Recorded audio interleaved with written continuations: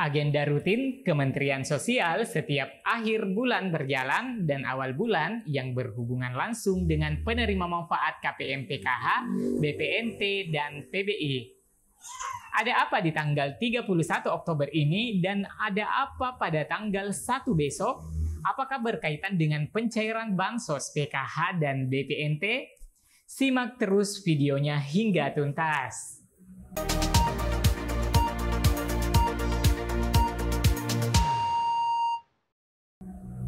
Assalamualaikum warahmatullahi wabarakatuh. Selamat bersua kembali. Semoga teman-teman yang sedang menyaksikan video ini selalu dalam keadaan sehat dan tetap ceria selalu. Sobat YouTube, pada kesempatan kali ini kami akan memberikan informasi penting kepada seluruh KPM PKH maupun untuk hari ini tanggal 31 Oktober dan 1 November besok tahun 2022. Informasi penting yang wajib teman-teman ketahui baik itu untuk KPM PKH maupun KPM BPNT. Baik teman-teman, langsung saja simak informasi lengkapnya. Dan berikut ini adalah KPM PKH yang dipastikan akan kembali untuk pencairan bantuan PKH di tahap yang keempat besok. Untuk informasi yang pertama, pada tanggal 31 Oktober adalah hari terakhir pemutahiran data DTKS di setiap daerah. Pemutahiran ketidaklayakan berlangsung dari tanggal 14 sampai dengan tanggal 30 atau 31 setiap bulannya. Di mana pemutahiran ini merupakan pemutahiran ketidaklayakan bagi KPM Bansos, baik itu PKH, BPNT, PBI yang selama ini menerima manfaat dari program Bansos pemerintah. Ketidaklayakan ini menentukan apakah KPM terputus bantuannya pada salah satu bantuan, dua bantuan, maupun secara keseluruhan bantuan. Misalkan untuk bantuan PKH terputus karena ketidaklayakan, namun masih menerima bantuan BPNT dan PBI bila KPM PKH ini di mana komponennya atau anggota keluarganya tidak bersyarat lagi diteruskan bantuannya. Bisa dikarenakan anggota keluarga yang menjadi komponen meninggal dunia, keluar wilayah, berhenti sekolah atau lulus sekolah dan tidak melanjutkan ke jenjang berikutnya. Dan tamat SMA atau usia balitanya sudah lebih dari 6 tahun dan tidak melanjutkan ke jenjang sekolah SD. Nah, untuk kondisi seperti ini, jika tidak ada lagi kategori PKH yang ada dalam keluarga, maka otomatis terputus bantuan PKH-nya. Namun masih dapat menerima bansos lainnya yaitu BPNT dan PBI. Selanjutnya teman-teman yang terputus bantuan PKH dan BPNT-nya ketika dalam pemutahiran ketidaklayakan, ternyata KPM tersebut sudah mulai ada peningkatan status kesejahteraannya. Nah, mungkin KPM seperti ini bisa saja dua bantuan terhapus seperti yang saya sebutkan tadi, PKH dan BPNT tercoret. Namun, bisa juga tingkat kesejahteraannya meningkat sehingga warga tersebut dianggap sudah mapan dan tidak layak lagi menerima bansos. Maka semua bantuannya dicoret termasuk bansos PBI-nya.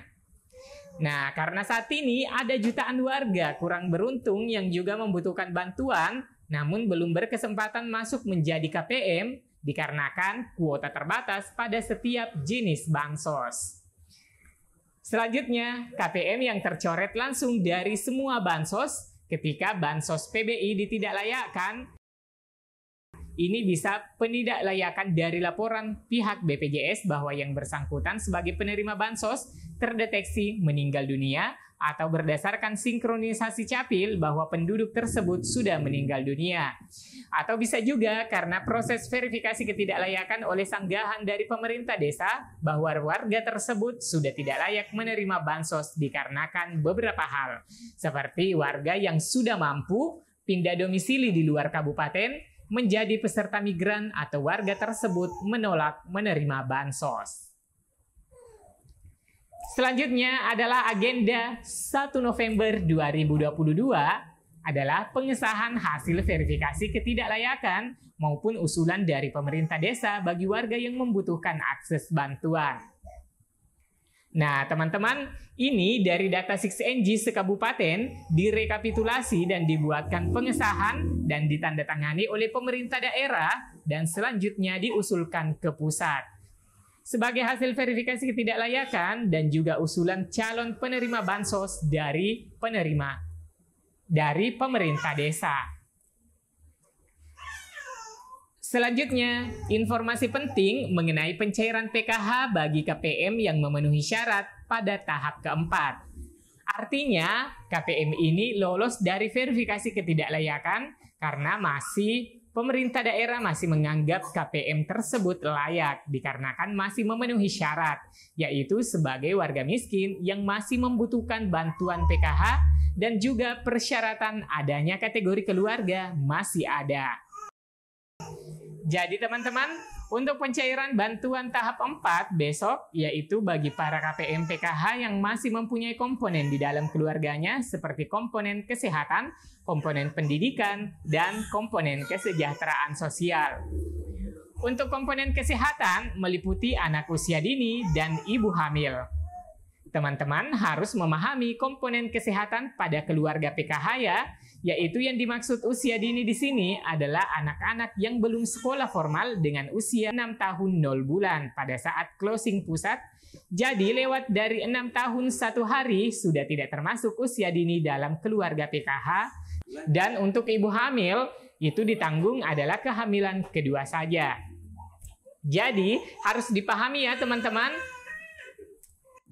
Selanjutnya komponen pendidikan, yaitu anak usia sekolah baik itu jenjang SD, SMP maupun SMA. Nah, bagaimana yang bersekolah di madrasah atau yang belajarnya di sanggar kegiatan belajar atau pelatihan pusat kegiatan belajar masyarakat PKBM?